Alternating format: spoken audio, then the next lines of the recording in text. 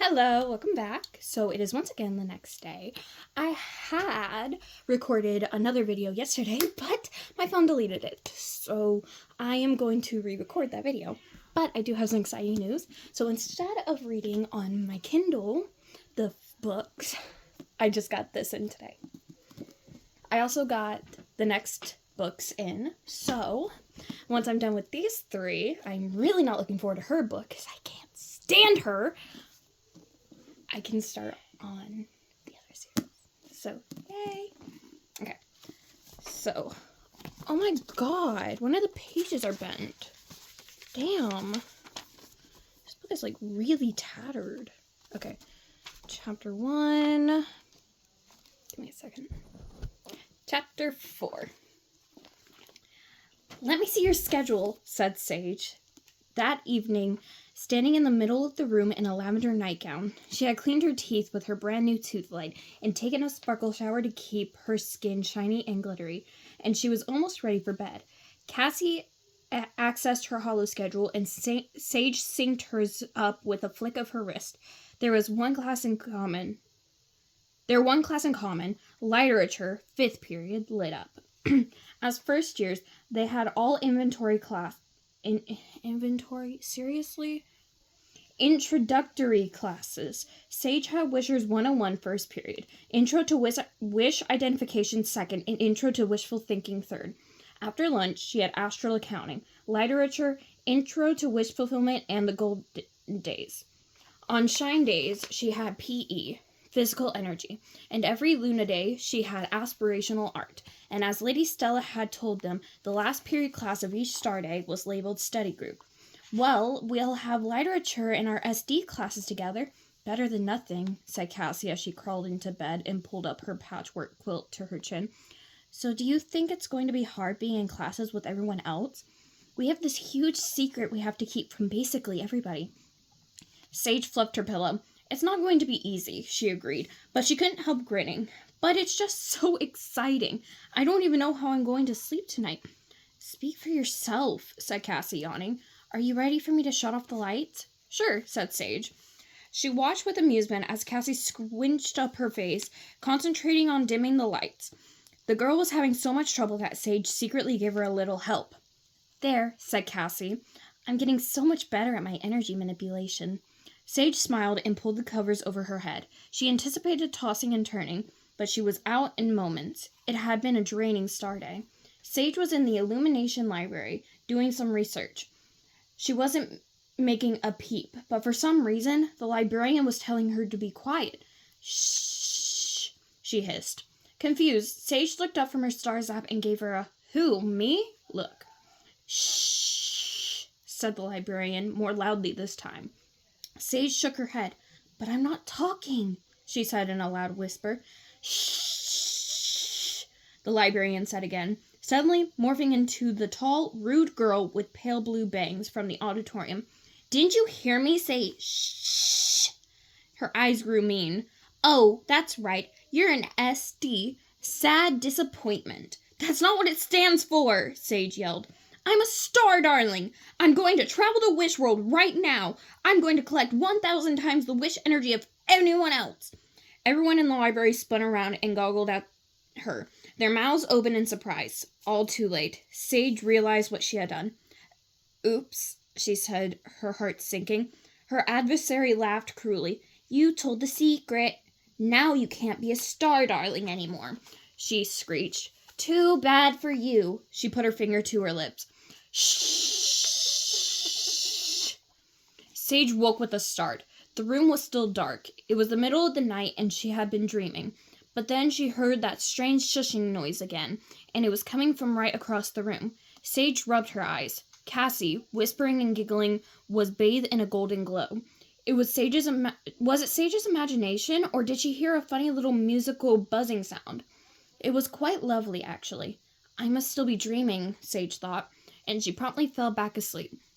When she woke up the next morning, Cassie was sliding her closet door closed.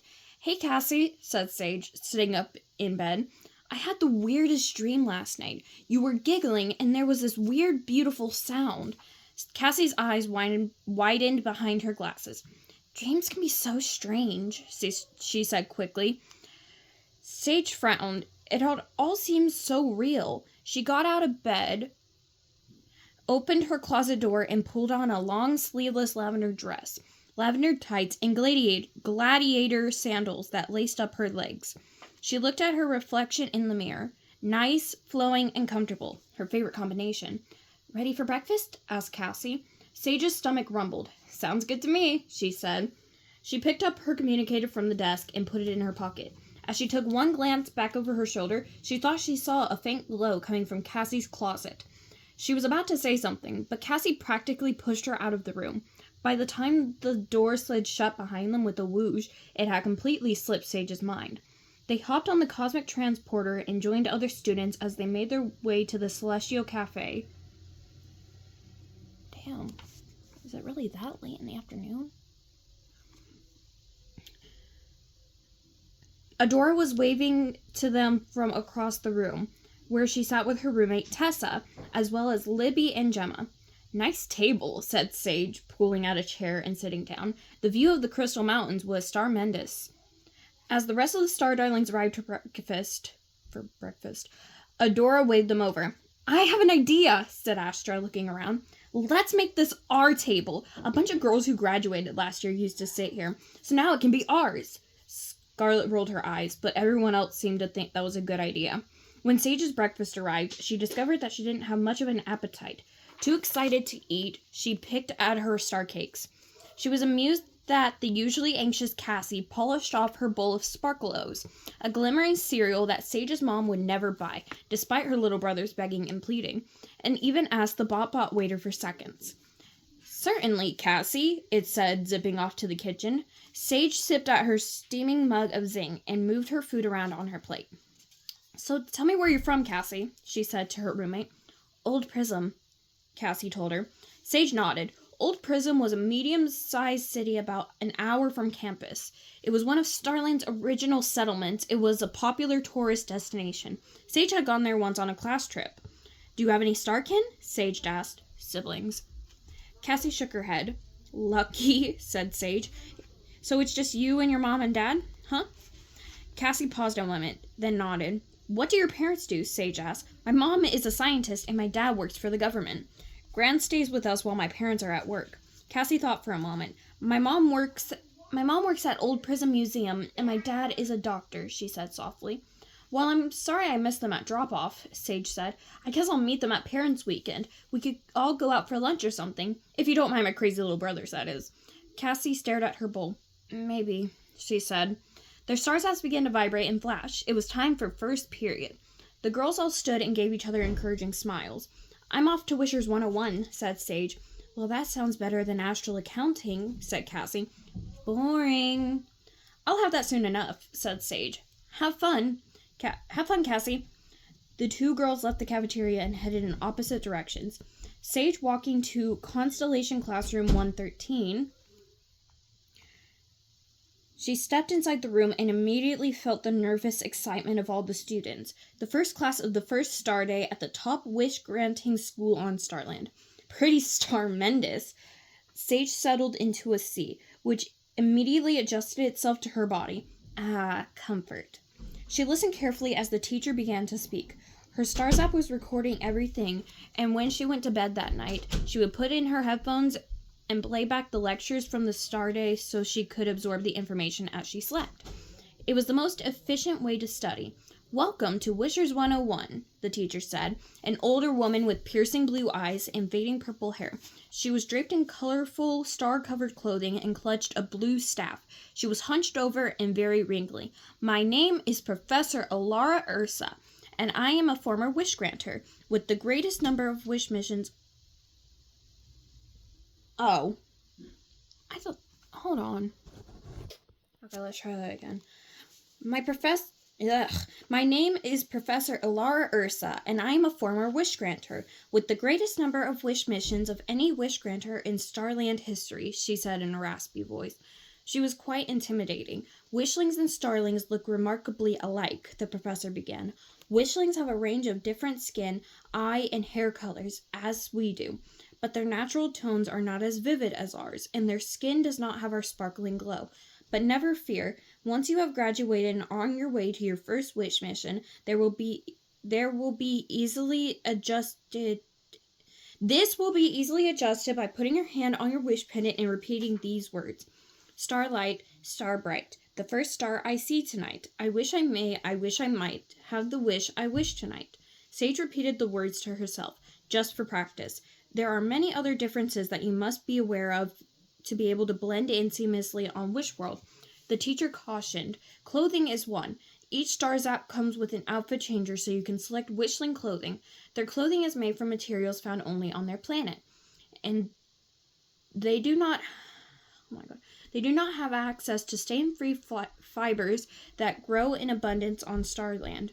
A girl with short, bright orange hair raised her hand. Professor Alara Ursa pointed to her. Yes, what is your name? Twyla, said the girl. What is your question, Twyla? Does that mean Wishlings actually have to wash their clothing? Twyla asked incredulously. Professor Alara Ursa nodded. They do. Also, their clothing eventually wears out and often needs to be replaced. The room buzzed. That was so very strange. Wishlings do not clean their... Wishlings also have to clean their homes, Professor Alara Ursa continued. They do not have self-cleaning houses like we do. Wishlings may spend many hours a week keeping their surroundings dirt-free. Another student raised her hand. So does that mean they don't have vanishing garbage? Sadly for them, they do not, said the professor, trying unsuccessfully to hide her disgusted expression. None of their trash disappears. People driving giant, loud trucks ride around, grab cans full of garbage, and dump it into a massive crushing machine. She closed her eyes and shook her head. Give me a minute. Okay, sorry, I had to do something, and then I had to put my phone on the charger. Anyways, absolutely disgusting, she muttered under her breath, but Sage, staying close by, heard her. Collecting garbage, what a strange thing to do. Sage was surprised. Life on Wishworld sounded a lot more primitive than she had imagined. A girl raised her hand. What is the weather like on Wishworld? How will we know how to dress to blend in? An excellent question, said Professor Alara Ursa. Wishlings have 4 seasons, as do we. But they have different names. They call the time of new beginnings spring. The time of Lumiere is called summer. On Wishworld, they called the time of letting go fall, and the time of shadows is known as winter. The temperatures vary wildly depending on where you are. And your outfit changer will only access weather-appropriate outfits. Interesting, thought Sage. She'd never be able to keep all that straight. Do they celebrate the same holidays as we do? A serious-looking girl with purple pigtails asked. They do not, answered Professor Alara Ursa. Wishlings celebrate the New Year in the middle of the time of shadows. This is followed by a holiday celebrating love and affection, called Valentine's Day. They give each other paper cards expressing their admiration for each other and gifts shaped like the heart organ. Some of these heart shapes contain a delicacy called chocolate, and Wishlings think it's delicious, but it's really dreadful. If you ever are offered a chocolate, I highly recommend turning it down. This is followed by a holiday when many Wishlings wear green and march in parades, and men in skirts play noisy instruments. There are also holidays celebrating eggs and rabbits, and one where they eat a lot and say thank you. Wishlings place large fir trees in their homes, which bloom with attractive ornaments. Then they place colorful wrapped boxes underneath. The girls laughed. How bizarre! Yes, Wishlings and their holidays can be quite strange, the professor concluded. Sage thought that the Wishling holidays sounded interesting, but she felt sorry that they didn't know anything about Starland holidays. Imagine not celebrating the Festival of Illumination, when family and friends get together and eat cocoa moon fritters and set off light rockets at night. Or Starshine Day, held on the warmest day of Lumiere, with hiking, rock climbing games, and sing-alongs of traditional songs. Or going door to door with her brothers on Light Giving Day, then returning home for Zoomberry cake. She couldn't imagine life without any of those special days. People need to leave me alone.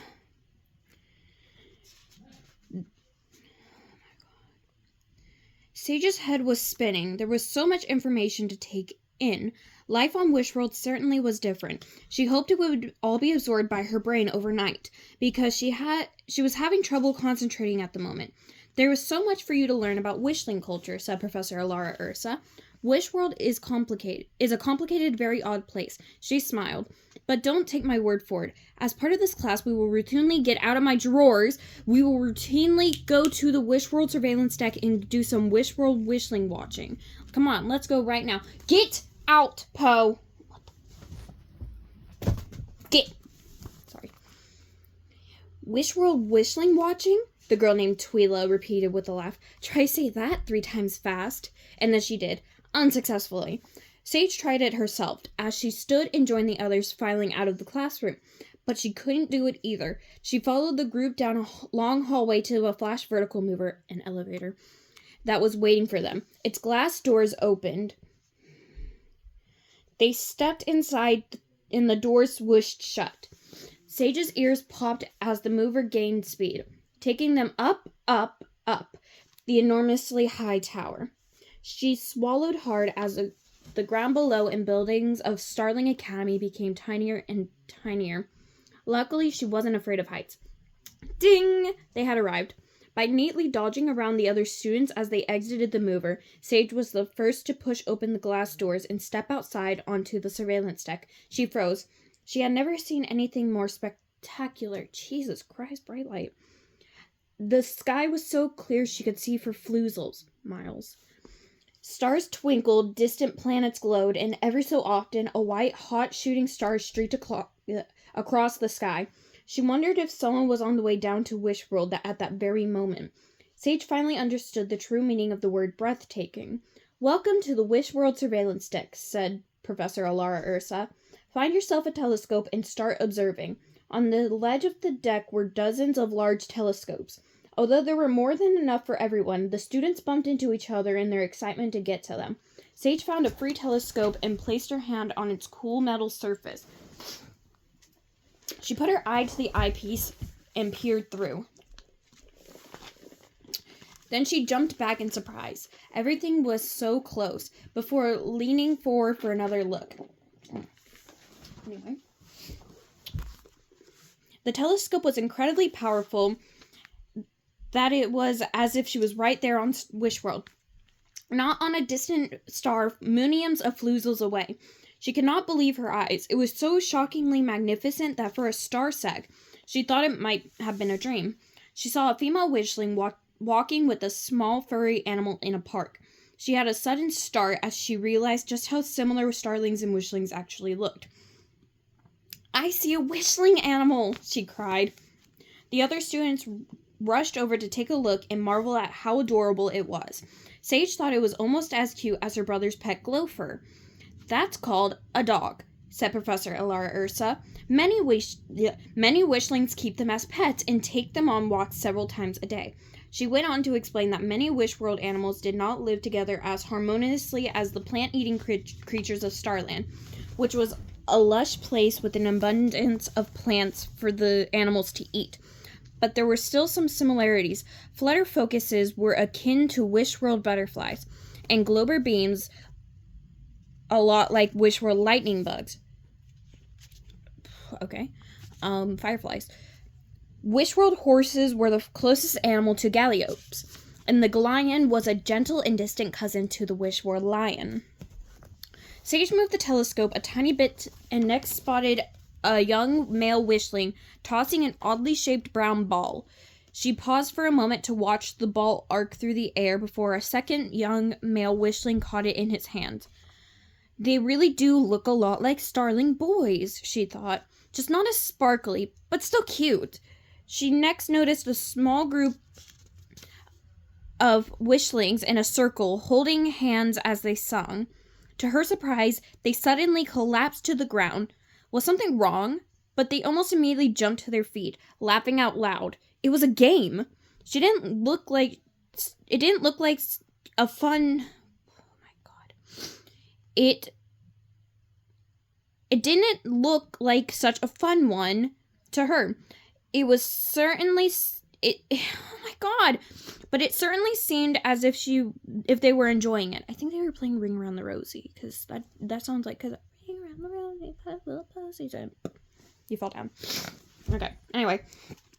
She moved the telescope this way and that, watching wishlings at rest, work and play. She listened to Professor Alara Ursa's lecture. She learned that wishlings were hopelessly behind in technology. Their computers and communications devices were shockingly old-fashioned. In addition, their modes of transportation were slow and cumbersome.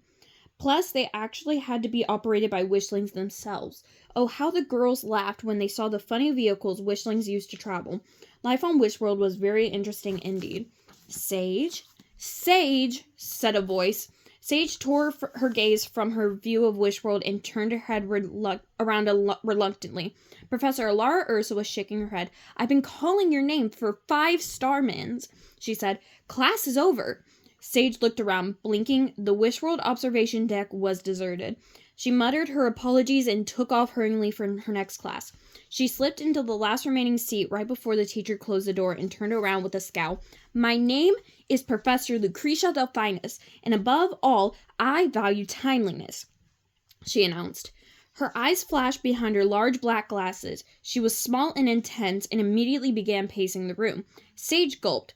Way to make a good first impression, she thought. This is wish identification class, and as the professor said the professor, once you arrive on Wishworld, blend in and find your wisher by using your wish pendant. The most difficult part of your wish mission begins, making sure you identify the correct... Ooh, I almost spelled that. Okay, anyway. The most difficult part of your wish mission begins, making sure you identify the correct wish. This is obviously quite critical to your mission and will be the difference between collecting wish energy and returning home empty-handed. A student with long, straight, midnight blue hair and eyes the color of the sky at night raised her hand. Yes, said Professor Lucretia Delphinus. She attempted to hop up and sit on the corner of her desk. As she was tiny, she didn't make it at first and had to try a couple times. Finally, she dragged over a chair and used it to climb onto the desk. She settled herself, then stared at the girls as if daring them to giggle at her. The students, completely intimidated, did not. You had a question? She asked the blue-haired girl. The girl, nonplussed by her professor's odd behavior, stared for a moment. Won't the wish be obvious? She finally asked. Not necessarily, replied Professor Lucretia Delphinus.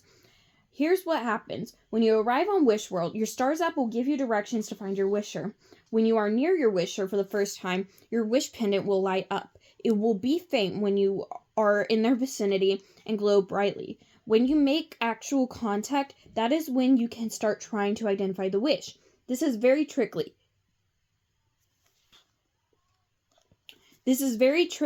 Because there is often nothing to indicate that you are correct. It's just a feeling you have. Some very perceptive starlings will get a burst of energy when the wish is identified, but many will not. This, coupled with the short time frame to complete the wish, results in a 50% failure rate. Sage was shocked. She had no idea the failure rate was so high. My goal is to teach you how to ask the right questions, become more perceptive, sharpen your senses, and be good listeners, the professor continued. Sorry.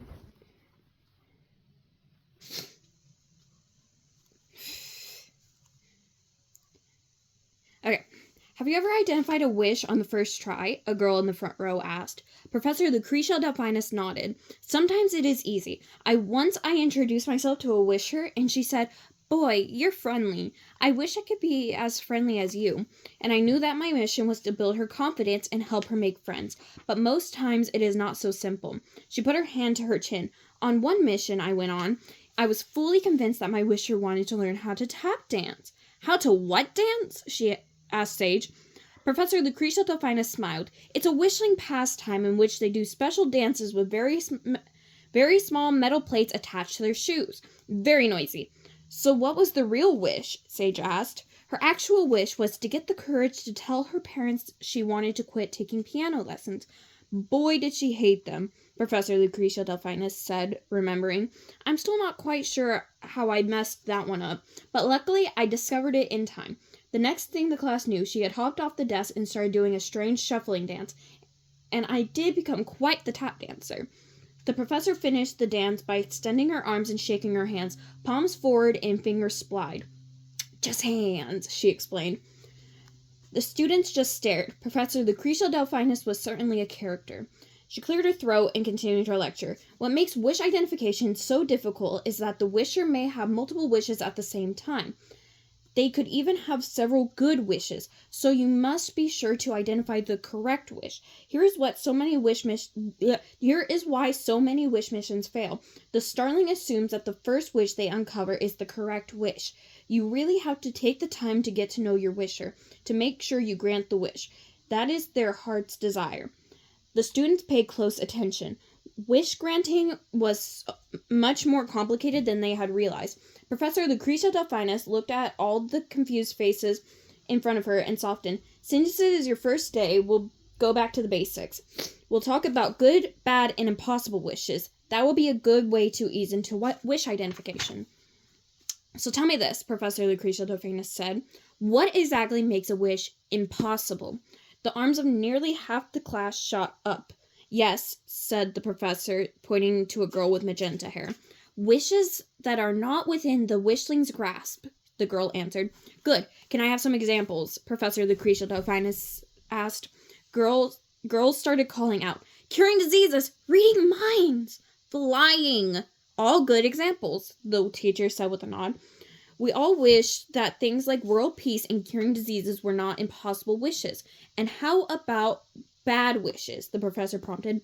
Bad wishes are selfish, Sage said. Yes, anything else. Bad wishes harm others. Bad wishes harm other people and don't take their feelings into consideration, offered another student. Correct, Professor Lucretia Delphinus said. And last but not least, what is a good wish? Good wishes are those made for something positive with no ulterior motives, Twyla said slowly. Professor Lucretia Delphinus rubbed her hands together. Excellent, girls. Now let's try this. I'm going to give you 3 wishes to choose from. Listen carefully and pick the wish which is not only good, but also possible. The girls nodded. Wish number 1. A wishling wants her co-worker to perform badly at an upcoming presentation so that she will look better to their boss. Wish number 2. A wishling wishes for the courage to try out for the neighborhood baseball team. Puzzled expressions appeared. So Professor Lucretia Delphinus described an activity that involved a large padded leather glove, bats made of wood or aluminum, and something called a home run, leaving the girls more confused than before. And wish number 3. A wishling whose grandmother is very sick wishes she could do something to make her all better. I think it's number 2. A girl scoffed. That's easy. It's the wisher who wants to impress her boss. No, said the teacher, wringing her hands. Why would wishing for another to fail be a good wish? The girl shook her head. I think this is a trick question, she said confidently. It's about her job, so it has to be a good wish. Professor Lucretia Delphinus put her hand to her head as if she had a sharp and sudden headache. I see we have some work to do, she said. Sage agreed. It was pretty clear that while everyone seemed to know which wish was which in theory, when it was put into practice, it was an entirely different story. Luckily for everyone, the bell rang. It was time to head to the next class of the day. Sage was dismayed when she entered her wishful thinking class and spotted the girl with the pale blue bangs sitting in the front row. It turned out her name was Vivica, and to no surprise, she was a bit of an obnoxious know-it-all. Sage decided not to let it bother her. Wishful thinking was an important class. Up until then, none of the students had any formal training in wish energy manipulation. It was something you practice at home with your family. Now that they were at the age of fulfillment, they were ready to hone their skills. As you know, positive wish energy is around us at all times. Not only does it power our lights and cars, but we can use it to manipulate things around us with our minds, said the teacher. A short, stern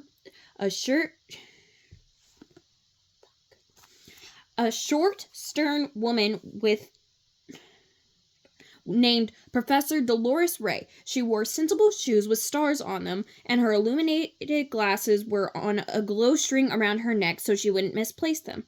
Sorry, my brain skipped a line somehow.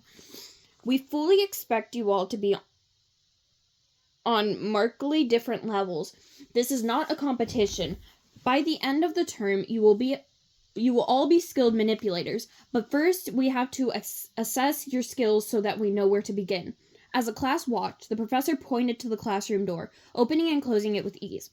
She stood up and with a flick of her wrist, moved her chair across the room. She even lifted one student out of her seat and kept her floating in midair. Professor Dolores Ray was the most talented wish energy manipulator Sage had ever seen, even better than Grant. And Grant was really good. And now it's your turn, the teacher said. After that stunning display, no one was about to volunteer to go first. But finally, a girl with short, cropped violet hair was brave enough to try. Professor Ray placed a beautiful stone, a brilliant pink rodangular, on the desk and asked her to move it. The girl stared at the gem. Nothing. She frowned and her face began to turn red. Still nothing. She put her hands to her temples and concentrated fiercely. Then the gem began to tremble. It moved forward the tiniest bit. It was nearly imperceptible, but the girl looked happy. Wonderful effort, Professor Dolores Ray said. Don't worry, it will only get easier. Finally, it was last period. Sage spotted Cassie in the hallway and caught up, falling into step behind her. So how was your day? Sage asked. Cassie sighed.